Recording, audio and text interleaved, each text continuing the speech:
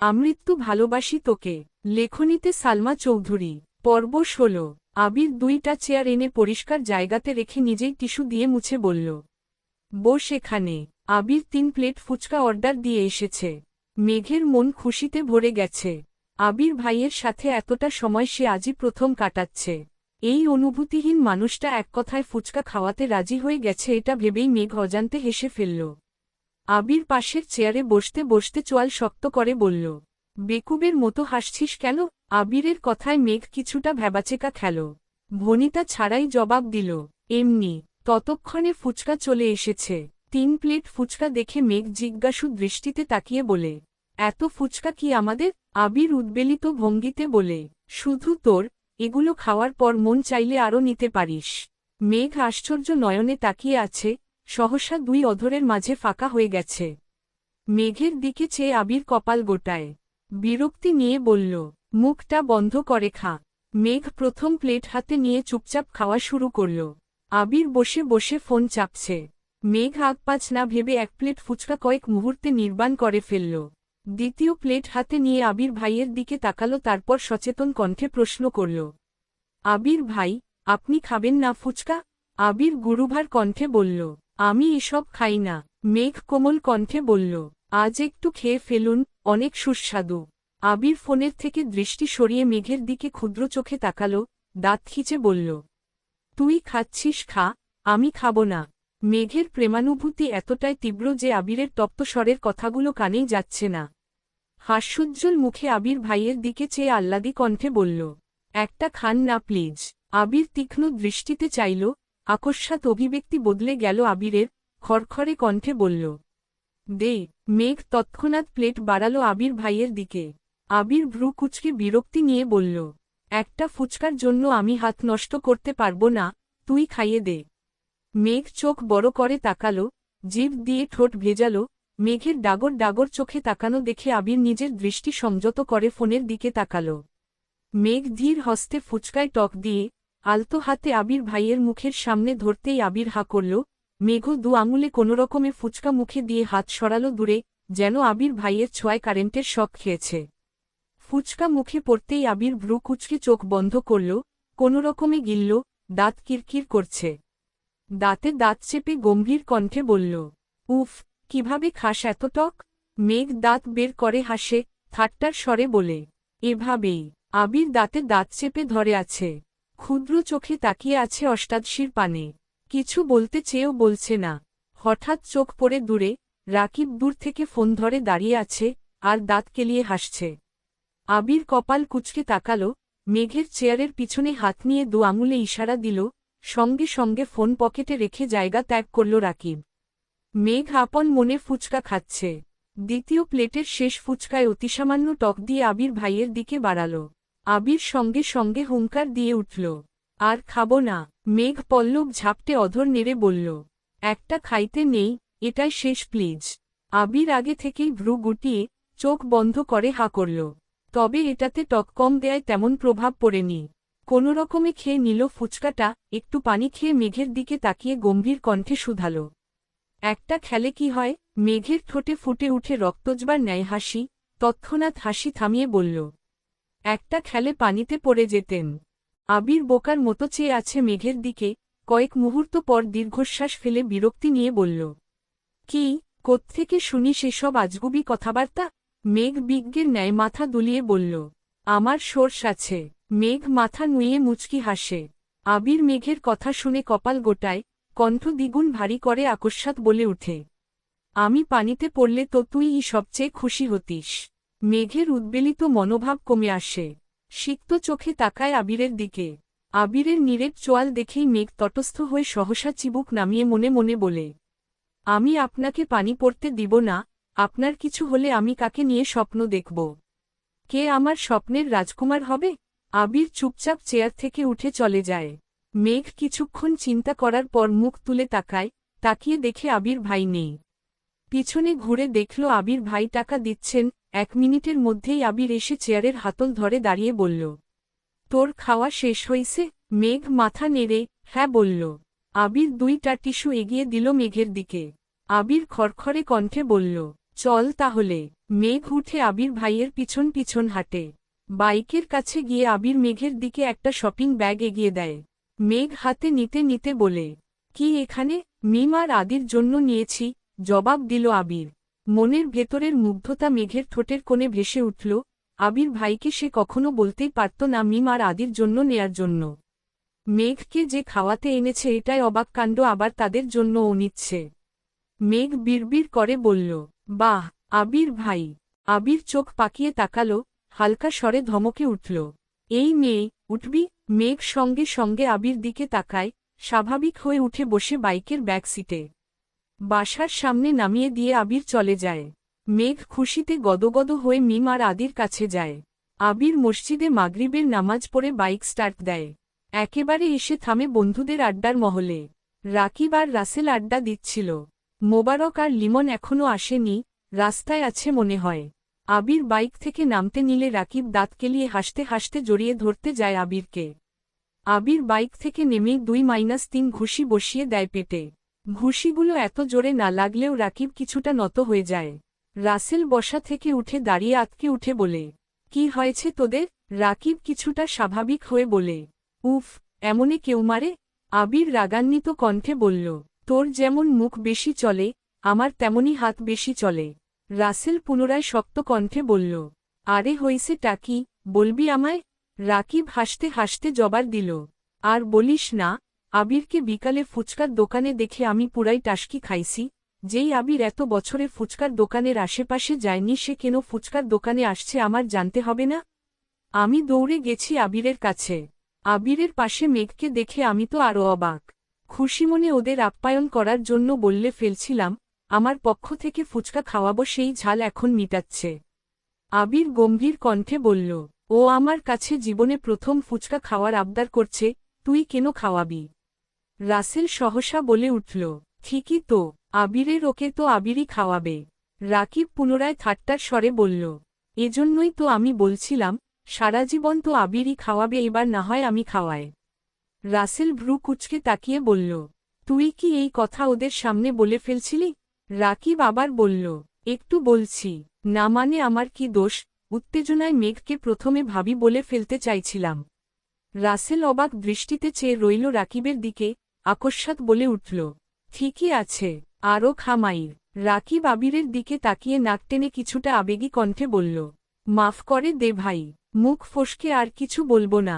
আবির তীক্ষ্ণ দৃষ্টিতে তাকিয়ে রাগান্বিত কণ্ঠে বলল, মুখ ফসকে বলছিলি ভালো কথা, তুই আমাদের রোমান্টিক মুহূর্তে বেগড়া দিছিস কেন? আমি কি তোর প্রেমে কখনো বেগড়া দিছি? রাকিব ভেঙচি কেটে বলল, আমারটা তো মেঘের মতো এত লক্ষ্মী না, আজ পর্যন্ত একটা ফুচকাও নিজের প্লেট থেকে দেয়নি আমাকে, বরং আমার প্লেট থেকে আরও নিয়ে নেয়। আবির তীক্ষ্ণ দৃষ্টিতে তাকায়, কিছু বলার আগে রাকিব পুনরায় বলা শুরু করল, মেঘ তোর জন্য সারাদিন না খেয়ে বসে থাকতে পারে, আর আমারটা এক গামলা খেয়ে তারপর আমার সাথে ঝগড়া লাগে। যদি ঘুরতেও নিয়ে যাই, বাসা থেকে বের হয়ে সে আগে ফুচকা, চটপটি, হালিম খেয়ে নেয় একা একা। তারপর আমার সাথে দেখা করতে আসে।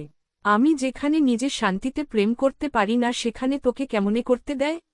আবির কপাল গটিয়ে ক্ষুদ্র চোখে তাকিয়ে আছে। রাসেল সহসা বলে, রাকিব, কি করছিস তুই? রাকিব আবারও হাসি শুরু করল, এবার হাসির মাত্রা দ্বিগুণ বেড়ে গেছে। হাসতে হাসতে বলল, রাসেলরে তোকে তো একটা জিনিস দেখানোই হয়নি। আয় বস, একটা ওএমজি জিনিস দেখায় তোকে। আবিরের দিকে তাকিয়ে পুনরায় দাঁত কেলিয়ে বলল, আয় নিজের কুকীর্তি দেখে যা। 3 বন্ধু চেয়ার টেনে বসছে, এর মধ্যে মোবারক আর লিমনও এসেছে। 5 জনেই চেয়ার কাছাকাছি এনে বসেছে। আবির ভেবেছিল ছবি দেখাবে, তাই এতটা মনোযোগ দেয়নি। কিন্তু রাকিব একটা ভিডিও অন করল। পিছন থেকে ভিডিও করেছে। মেঘের হিজাবের কারণে মুখটা তেমন ভাসেনি, কিন্তু আবিরের মুখের একপাশে স্পষ্ট বোঝা যাচ্ছে। মেঘ আবিরকে মুখে তুলে ফুচকা খাইয়ে দিচ্ছে। এতটুকু দেখেই মোবারক আর রাসেল চিৎকার দিয়ে উঠে, আবির তুই ফুচকা খাইছিস? লিমন অতর্কিত কণ্ঠে বলল, আবির, তুই এক মেয়ের পাশে বসে ফুচকা খাচ্ছিস, তাও মেয়ে খাইয়ে দিচ্ছে। রাসেল এবার হাস্যোজ্জ্বল মুখে বলল, এটা এক মেয়ে না রে, আবিরের জীবনের একমাত্র মেয়ে। মোবারক আবিরের দিকে চেয়ে সহসা বলে উঠে, মেঘ নাকি নাম শুনেছিলাম, উনি কি সে? আবির শুধু উপর নিচ মাথা নাড়ায়। লিমন অভিযোগের কণ্ঠে বলল, এটা আমি মানতে পারলাম না, সেদিনও তো তোকে কত জোর করলাম ফুচকা খেতে। চেপে ধরেও তোকে খাওয়ানো গেল না, আর আজ? রাকিব দাঁত কেলিয়ে হেসে বলল। মেঘ কিছু বললে আবির আবার না করতে পারে না। তিন বন্ধু অবাক চোখে তাকিয়ে রইল আবিরের দিকে। রাসেল সহসা বলে উঠল, তুই তো টক খাস না জীবনেও, ফুচকা কেমনে খেলি?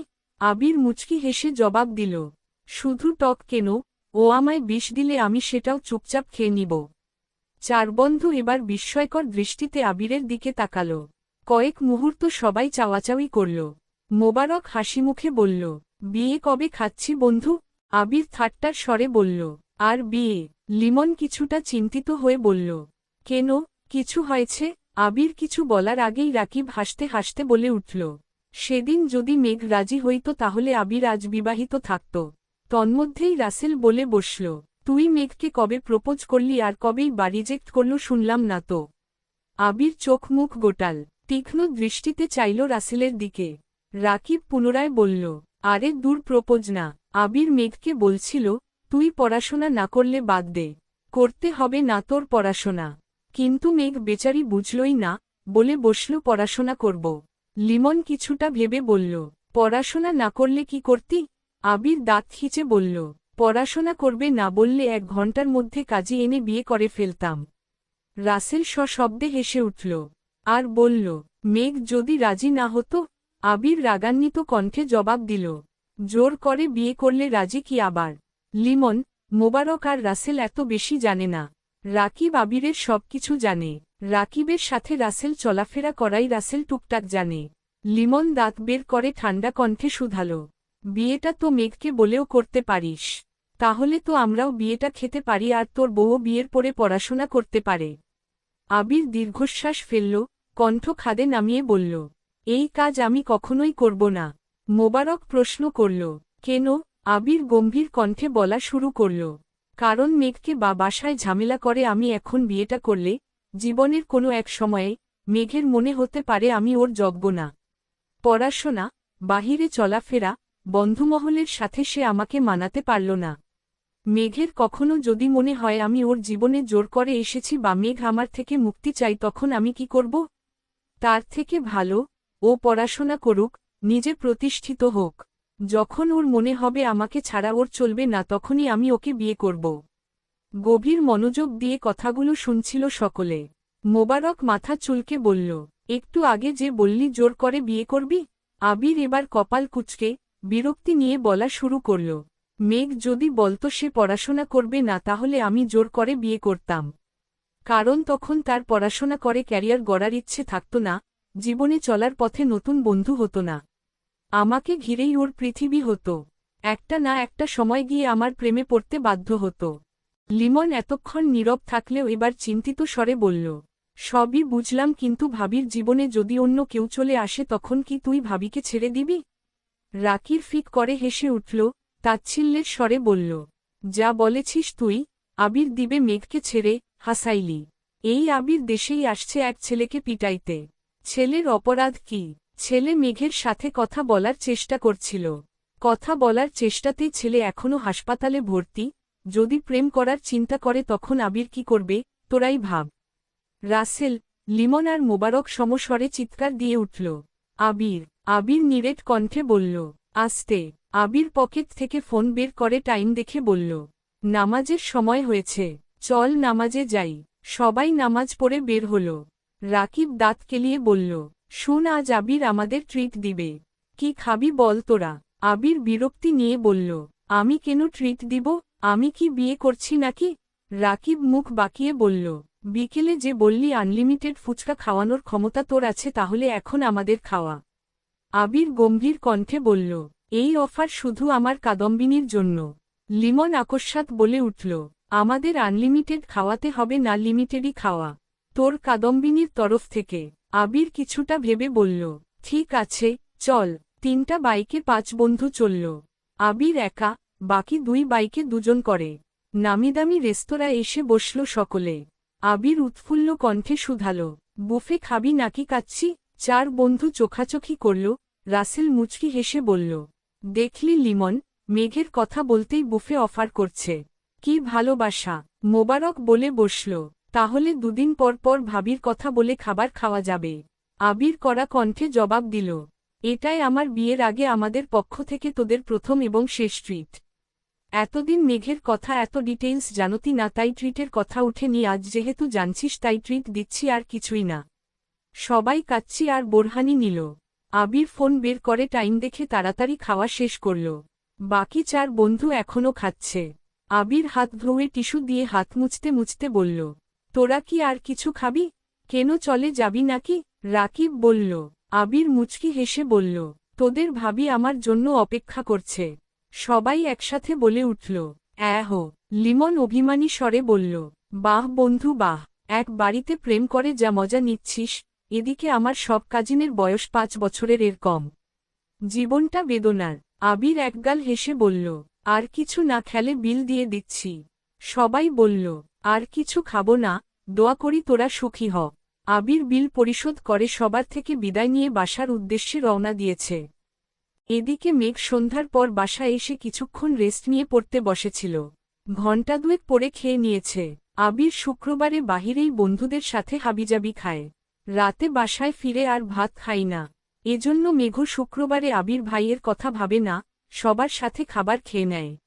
ঘণ্টা দুয়েক পড়াশোনা করে আবির ভাইয়ের জন্য অপেক্ষা করছে মেঘ। আজ আবির ভাইয়ের প্রতি ভালোবাসা উতলে পড়ছে মেঘের।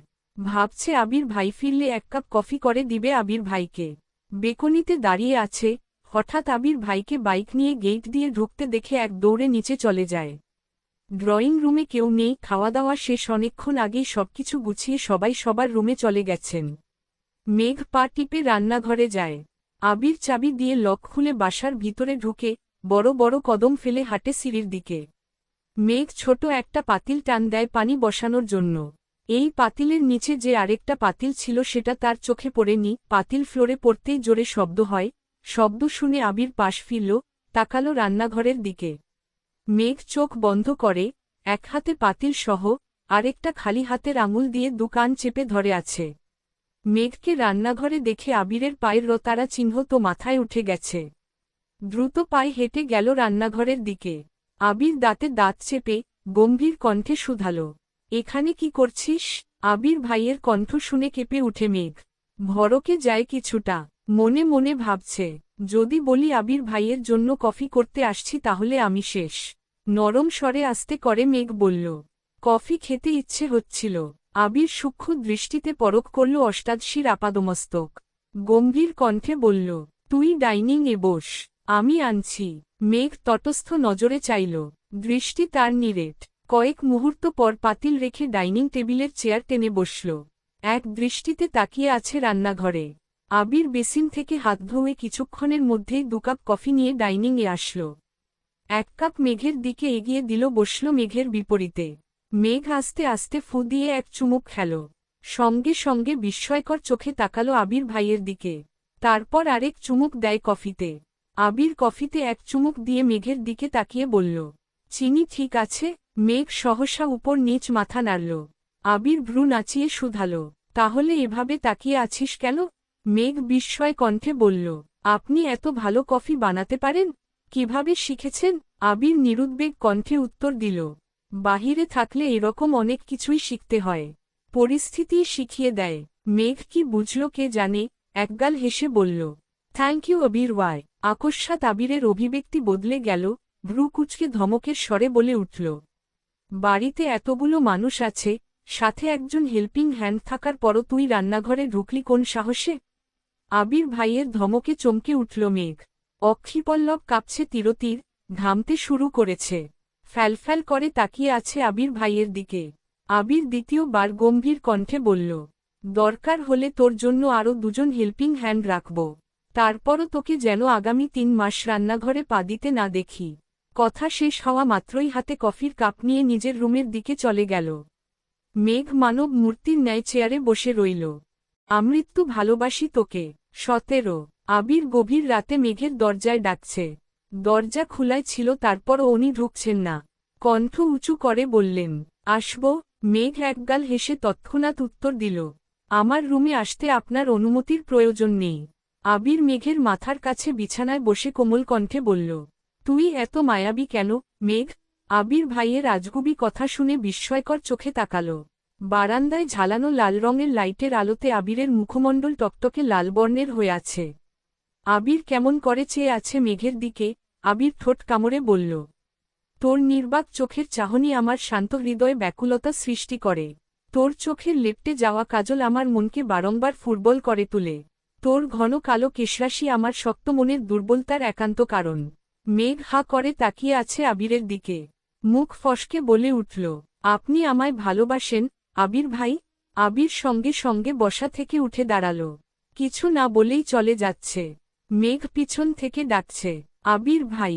আবির ফিরেও তাকাচ্ছে না। পুনরায় আবির ভাই চিৎকার দিয়ে উঠে বসল বিছানায়। আশপাশে তাকিয়ে দেখে কোথাও আবির ভাই নেই। বারান্দার লাইটের আলোতে স্পষ্ট দেখা গেল রুমের দরজা বন্ধ। মেঘ বিস্ময় সমেত তাকিয়ে রইল দরজার পানে। ফ্যানের বাতাসে চুলগুলো উড়ে চোখে মুখে ঝাপটে পড়ছে। কয়েক মুহূর্ত লাগল মেঘের বুঝতে যে এটা স্বপ্ন ছিল। মেঘ দীর্ঘশ্বাস ফেলল। দূর দূরান্ত থেকে আজানের শব্দ ভেসে আসছে। মেঘ মোবাইলটা হাতে নিয়ে টাইম দেখল।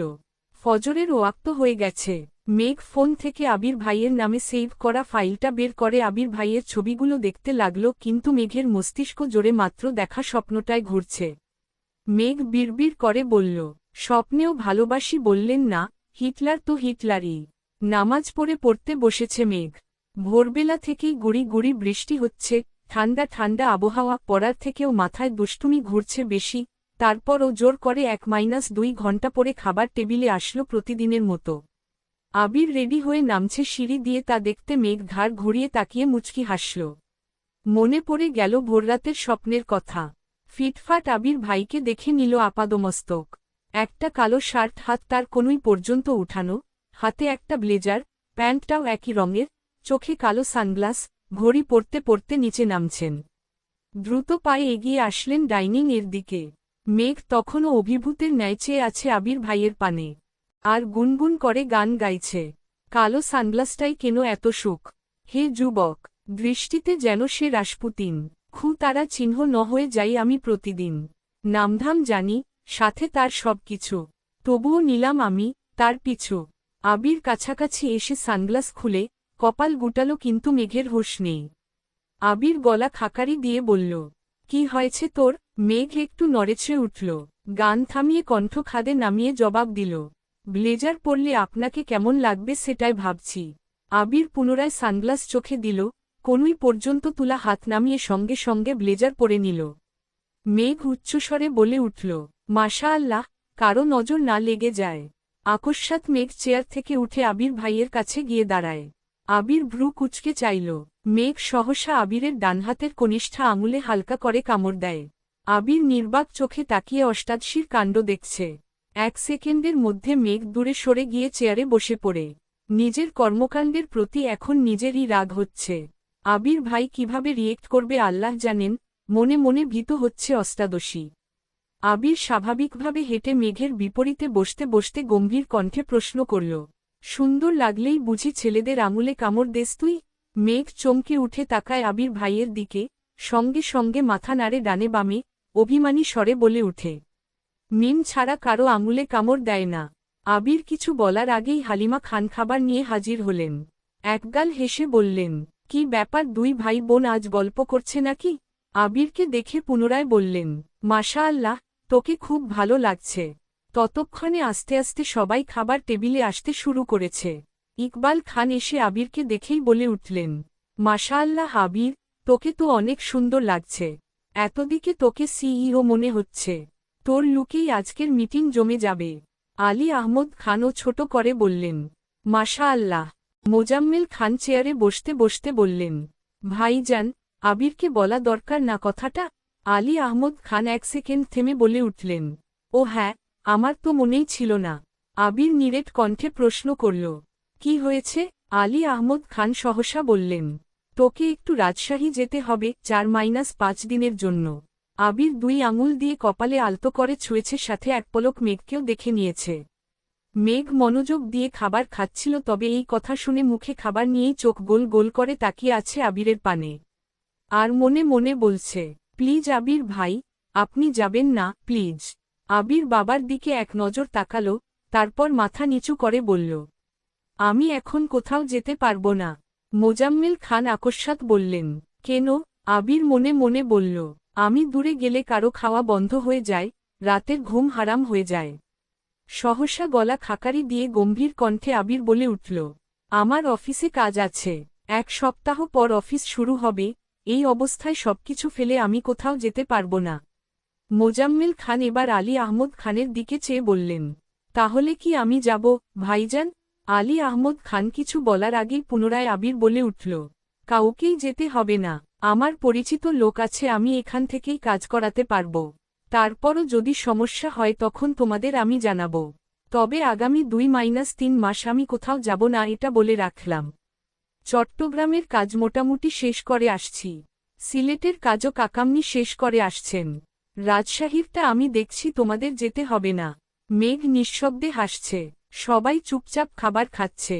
আবির খাবার শেষ করে উঠে যাবে তখন ইকবাল খান ডেকে উঠলে, আবির বাহিরে বৃষ্টি, বাইক নিয়ে বের হইস না, আমি খাবার শেষ করে তোকে নিয়ে যাব, একটু বসো। আবিরও বাধ্য ছেলের মতো সোফায় বসে রইল। তারপর ইকবাল খানের সঙ্গে গাড়িতে করে অফিসের উদ্দেশ্যে চলে গেলেন। সারাদিনই বৃষ্টি হয়েছে আজ, মেঘের কোচিং, টিউশন কিছুই নেই, রুমে বসে সারা বেলা পড়াশোনা করেছে। বিকেলে বৃষ্টি কমে এক চিলতে রোদ বেরিয়েছে আকাশে। মেঘের আর পড়তে ইচ্ছে করছে না, তাই বই রেখে মোবাইল হাতে নিয়ে পুরো বাড়ি চক্কর দিল, কিন্তু সবাই ঘুমাচ্ছে, তাই আড্ডা দেয়ার মতো কাউকে পেল না। হঠাৎ মনে হল, অনেকদিন ছাদে যাওয়া হয় না। সেই যে রাতের বেলা আবির ভাইয়ের গান শুনে ছাদে গিয়েছিল, তাও আবার ছাদের দরজা পর্যন্ত। তারপর থেকে আর ছাদের দিকে পা বাড়ায়নি মেঘ। মেঘ স্কুল, কলেজে পড়ার সময় প্রতিদিন বিকেল বেলা ছাদে যেত। ফুল গাছ লাগানো আর তাদের যত্ন নেয়া ছিল তার নেশা। তবে এইচএসসির আগে টেস্ট পরীক্ষা থেকে মেঘ ছাদে যাওয়া ভুলেই গেছে। টিউশন, কোচিং শেষ করে বাসায় ফিরতে ফিরতে সন্ধ্যার পর হয়ে যেত। আর সন্ধ্যার পর ছাদে যাওয়ার মতো এত সাহস অষ্টাদশীর নেই। সেই থেকে গাছের যত্ন ছেড়ে দিয়েছে, গাছেরাও অযত্ন, অবহেলায় মরে গেছে। তখন থেকে মেঘ আর ছাদে যায় না। মেঘ গুটি গুটি পায়ে সিঁড়ি দিয়ে উঠল ছাদে। ছাদের গেট খুলতেই চোখ ছানাবড়া হল অষ্টাদশীর। ছাদের যতটা অংশ চোখে পড়ছে পুরোটাই গাছে ভর্তি। মেঘ পা বাড়ালো ছাদের দিকে, সম্পূর্ণ ছাদ পরিষ্কার করে, তাতে 3 সারি গাছের টব রাখা। এক কর্নারে শুধু ফলের গাছ, বাকি সবটায় ফুলগাছে ভরপুর। নয়নতারা, বেশ কয়েক রঙের গোলাপের গাছ, পর্তুলিকার গাছ, তবে বিকেল বেলাতে ফুল নেই, কাঠগোলাপের গাছ, জিনিয়া, অপরাজিতা, রঙ্গন থেকে শুরু করে কত কত ফুলের গাছ, যার অধিকাংশ গাছের বা ফুলের নামই জানে না মেঘ। মেঘ নিজেকে নিজে প্রশ্ন করছে, এতগাছ কে আনলো? তানভীর ভাইয়া তো জীবনেও ছাদে আসে না, তাহলে কি আবির ভাই? সহসা মেঘের চোখে মুখে উজ্জ্বলতা ফুটে উঠল। ছাদ ভর্তি এত গাছগাছালি দেখে মেঘের ভীষণ ভালো লাগছে। সবটা ছাদ ঘুরে দেখল, সারাদিন বৃষ্টি থাকায় পানি দেওয়ার প্রয়োজন হল না। 20-30টা ছবিও তুলেছে ফুলের আর গাছের। ততক্ষণে সূর্য ডুবতে শুরু করেছে। গোধূলি আলোতে ফুলের মুগ্ধতা দেখে মেঘ লোভ সামলাতে না পেরে একটা গোলাপ ফুল ছিঁড়ে নিয়েছে। এতদিন পর নিজের বাড়ির ছাদে এত এত ফুল গাছ আর ফুলের সমাহার দেখে আবেশিত হয়ে পড়েছে মেঘ। এদিকে আবির করিডোর দিয়ে নিজের রুমের দিকে আসছিল। আবির মেঘকে দেখে ঠায় দাঁড়িয়ে পড়ল সেখানে। এদিকে মেঘ আপন মনে ফুলের গন্ধ শুকছে আর হাঁটছে। আশেপাশে বা সামনে কেউ আছে কি না তাতে তার কোনো মনোযোগ নেই। হঠাৎ আবিরের প্রশস্ত বুকের সঙ্গে ধাক্কা খেল মেঘ। নিজেকে সামলানোর আগেই আবির মেঘের বাহু চেপে ধরে। সহসা স্বাভাবিক হয়ে মুখ তুলে চায় মেঘ। আবির ভাইয়ের তপ্ত দৃষ্টি দেখেই মাথা নুইয়ে ফেলে পুনরায়। আবির বাহু চেপে ধরে, দ্বিগুণ ভারী কণ্ঠে ধতারা চিহ্ন মুখে উঠে। ফুল ছিঁড়েছিস কোনো? মেঘ ঢুক গিলে, মৃদু কণ্ঠে বলল, সরি। আবির পুরু কণ্ঠে শুধালেন, সরিটা আমায় না বলে গাছকে বলিস? মেঘ নিচের ঠোঁট কামড়ে ধরে আছে। আবির ভাইয়ের ধমকে ভিজে আসে নেত্রদয়। আবির মেঘের বাহু ছেড়ে দেয়। সঙ্গে সঙ্গে মেঘ চলে যেতে নেয়। আবির পুনরায় নিরেট কণ্ঠে ডেকে উঠল, শুন। মেঘ ওইখানেই দাঁড়িয়ে পড়েছে। কাদো কাদো কণ্ঠে উত্তর দিল, জি। আবির এবার কিছুটা স্বাভাবিক কণ্ঠে বলে উঠল, সময় পেলে গাছগুলোর একটু যত্ন নিস, এগুলো তোরই। মেঘ এবার বিস্ময়কর দৃষ্টিতে তাকায় আবিরের দিকে। নিষ্পলক তার দৃষ্টি, চোখ টলমল করছে পূর্বের জমা পানিতে, মুখে খানিক হাসি ফুটল। কয়েক মুহূর্ত পর উত্তেজিত কণ্ঠে শুধাল। আমার। আবির পূর্বের অভিব্যক্তি বজায় রেখে জবাব দিলেন। হ্যাঁ, তোর নাকি ফুলের গাছ অনেক পছন্দ। তাই এনে দিলাম, এখন যত্ন নেয়ার দায়িত্ব তোর। আর হ্যাঁ, গাছের যত্ন নিতে গিয়ে দুনিয়া ভুলে যাস নে যেন। মেঘ বশীভূত চোখে চেয়ে আছে আবির ভাইয়ের দিকে। আবিরও এবার সরাসরি চোখ রাখে মেঘের চোখে মুখে। ফোঁটা অশ্রুর দাগ হয়ে গেছে, সম্পূর্ণ গাল টকটকে লাল হয়ে আছে, গালের মাঝে একটা গাঢ় কালো রঙের তিল জ্বলজ্বল করছে। আবিরের দুর্বোধ্য দৃষ্টি দেখে নিজের দৃষ্টি সংযত করল মেঘ। কোমল কণ্ঠে বলল, থ্যাংক ইউ আবির। ওয়াই? আবির কিছু বলার আগেই পুনরায় মেঘ প্রশ্ন করল, আজ এত তাড়াতাড়ি চলে আসলেন যে? আবির উত্তর দিল, একটু পর আবার বের হব। অষ্টাদশী পল্লব ঝাপটে আবির ভাইয়ের দিকে চেয়ে প্রশ্ন করে, কফি খাবেন আবির ভাই? আবির খড়খড়ে কণ্ঠে শুধাল, গতরাতে কি বলেছি তোকে, মনে নেই? মেঘ মাথা নিচু করে কণ্ঠ খাদে নামিয়ে বলল, অন্য কাউকে বলি করে দিতে? আবির কণ্ঠ দ্বিগুণ ভারী করে জবাব দিল, লাগবে না, তুই রুমে যা। মেঘ আর কথা বাড়াল না, চুপচাপ রুমে চলে গেল। রুমে শুয়ে শুয়ে বিকেলে তোলা ছবিগুলো দেখছিল মেঘ। সেখান থেকে কয়েকটা ছবি আপলোড দিল ফেসবুকে, স্পেশাল গিফট সাথে কয়েকটা লাভ ইমোজি দিল ক্যাপশনে। সন্ধ্যার পর মেঘ পড়তে বসেছে। কিছুক্ষণ পরই ফোনে কল বেজে উঠল। বন্যা কল দিচ্ছে, তৎক্ষণাৎ রিসিভ করল মেঘ। বন্যা, আসসালামু আলাইকুম। মেঘ, ওয়ালাইকুম আসসালাম। কেমন আছিস? বন্যা, আলহামদুলিল্লাহ ভালো। তুই কেমন আছিস? মেঘ, আলহামদুলিল্লাহ অনেক ভালো। বন্যা উত্তেজিত কণ্ঠে বলে উঠল, এই তোকে এত গাছকে দিল রে? মেঘ সশব্দে হেসে বলল, আবির ভাই। কি? আবির ভাইয়া? আতকে উঠে বন্যা। মেঘ পুনরায় বলে উঠে, হ্যাঁ, কবে আনছেন জানি না। কিছুদিন যাবৎ মিমের রুমে কাজ চলছে, ছাদেও কাজ চলছিল, তাই আমি তেমন বের হয়নি রুম থেকে, আর ছাদেও যায় না অনেকদিন যাবৎ। আজ হঠাৎ ছাদে গিয়ে দেখি ছাদ ভর্তি গাছ, ছাদের পরিবেশ পুরোই চেঞ্জ। আসার সময় আবির ভাই বলছেন এগুলো নাকি আমার। বন্যা উদ্বেলিত ভঙ্গিতে বলল, বাহ, তোর শখ তো তাহলে পূরণ হয়েই গেল। তুই তো খুব করে চাইতি তোর ছাদভরা গাছ হোক, যেদিকেই তাকাবি শুধু গাছ আর গাছ থাকবে। দেখলি তো আল্লাহ তোর ইচ্ছে পূরণ করেছেন। মেঘ খুশি মনে বলল, তুই সময় করে আসিস বাসায়, ছাদে যাব নে। আর হ্যাঁ, সকাল বেলা আসিস। ঠিক আছে, বন্যা উত্তর দিল। তারপর দুই বান্ধবী বেশ কিছুক্ষণ পড়াশোনা নিয়ে কথা বলে রেখে দিল। রবিবার থেকে ব্যস্ততায় কাটছে সকলের সময়ে। বর্ষাকাল থাকায় হুটহাট বৃষ্টি নেমে যায়। আবির বৃষ্টি না থাকলে বাইকে অফিসে যায়, আবার বৃষ্টি থাকলে গাড়িতে যায়। মেঘ কোচিং টিউশন নিয়ে ব্যস্ত হয়ে পড়ল। আবির ভাইয়ের সাথে তার টুকটাক দেখা হয়, হয়তো খাবার টেবিলে, না হয় সিঁড়িতে অথবা করিডোরে। আজ বৃহস্পতিবার। আবির সন্ধ্যার পর সোফায় বসে আছে, হাতে ফোন আর সামনে কফির কাপ নিয়ে। মেঘ তখন বই নিয়ে রুম থেকে বের হয়েছে। কিছুক্ষণ পরেই জান্নাত আপু আসবে। মেঘ করিডোর থেকে সিঁড়ির কাছে আসতে আসতে নিচের দিকে একবার তাকায়। চোখ পড়ে সোফায় বসা আবির ভাইয়ের দিকে। এক হাতে কফির কাপ নিয়ে কফি খাচ্ছেন, অন্য হাতে মোবাইলের দিকে তাকিয়ে আছেন। মোবাইলের হোমপেজে সাদাকালো রঙের একটা ছবি। মেঘ গভীর দৃষ্টিতে দেখার চেষ্টা করল, কিন্তু ক্লিয়ার বোঝা যাচ্ছে না। মেঘ দ্রুত পায়ে সিঁড়ি দিয়ে নামতে নেয় যাতে কাছে গিয়ে ছবিটা দেখতে পারে, কিন্তু মেঘের নুপুরের শব্দে আবির ঘাড় ঘুরিয়ে তাকিয়ে মোবাইল পকেটে রেখে দেয়। মেঘ তীক্ষ্ণ দৃষ্টিতে আবির ভাইয়ের দিকে চেয়ে চেয়ে নিচে নামছে আর মনে মনে বলছে, কে এই মেয়ে যার ছবি আবির ভাইয়ের ফোনের ওয়ালপেপারে রেখেছেন? আমাকে দেখতেই হবে এই মেয়েকে। আবির কফি শেষ করে দীর্ঘ পায়ে বেরিয়ে যায় বাসা থেকে। মেঘ কিছুক্ষণ সিঁড়ির নিচে দাঁড়িয়ে পুনরায় পড়ার রুমের দিকে চলে যায়। 10-15 মিনিটের মধ্যেই জান্নাত আপু পড়াতে আসেন। আজ একটু বেশি সময় নিয়ে পড়িয়েছেন আপু। মোটামুটি 8.30 এর কাছাকাছি বেজে গেছে। ড্রয়িং রুমে কেউ নেই, জান্নাত পড়ানো শেষে বের হতে যাবে। মেঘ তখন পিছন পিছন পড়ার রুম থেকে বের হয় দরজা লাগানোর জন্য। জান্নাত দরজার কাছাকাছি যেতেই আবির বাহির থেকে দরজা ধাক্কা দিয়ে ভিতরে ঢোকে। মুখোমুখি দেখা হয় আবির আর জান্নাতের। জান্নাত সহসা হাস্যোজ্জ্বল মুখে বলে, আসসালামু আলাইকুম ভাইয়া, কেমন আছেন?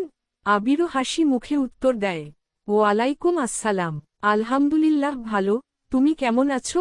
মেঘ পড়ার রুমের কিছুটা সামনে স্ট্যাচুর মতো দাঁড়িয়ে আছে, আর বিড়বিড় করে বলছে, আবির ভাই জান্নাত আপুকে চিনে? কিন্তু কিভাবে? তাহলে কি আবির ভাইয়ের ফোনে তারই ছবি ছিল?